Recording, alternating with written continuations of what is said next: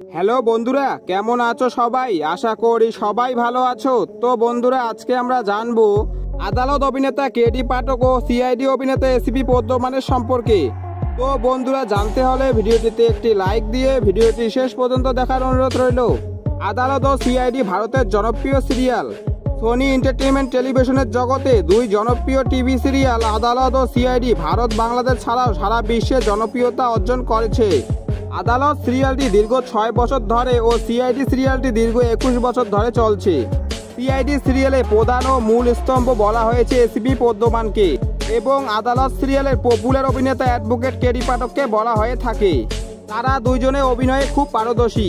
আদালতের সবচেয়ে বেশি এপিসোডে অভিনয় করা অভিনেতা হলেন কেডি পাঠক এবং সিআইডিতে সবচেয়ে বেশি এপিসোডে অভিনয় করা অভিনেতা হলেন এসিপি পদ্মমান। তার ফেসবুক পেজে 3,22,000 ও ইনস্টাগ্রামে 2,42,000 ফলোয়ার রয়েছে। আদালত সিরিজে অ্যাডভোকেট কেডি পাঠকের চরিত্রে কাজ করেছে রণিত রায়। তার ইনস্টাগ্রামে 1 মিলিয়ন ফলোয়ার রয়েছে। এই দুই জনপ্রিয় অভিনেতা তারা দুই সিরিজে সফলভাবে অভিনয় করেছেন। কেডি পাঠক আদালতে অভিনয় করার জন্য প্রতিটি এপিসোডের জন্য 1 লক্ষ টাকা পারিশ্রমিক নেন এবং এসিপি পদ্মমান সিআইডিতে অভিনয় করার জন্য প্রতিটি এপিসোডের জন্য 1,50,000 টাকা পারিশ্রমিক নেন।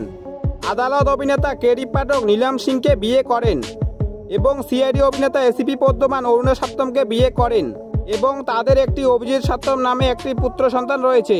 তো বন্ধুরা, এই দুই জনপ্রিয় অভিনেতাদের মধ্যে তোমাদের কাকে বেশি ভালো লাগে তা কমেন্ট বক্সে এসে জানাবেন।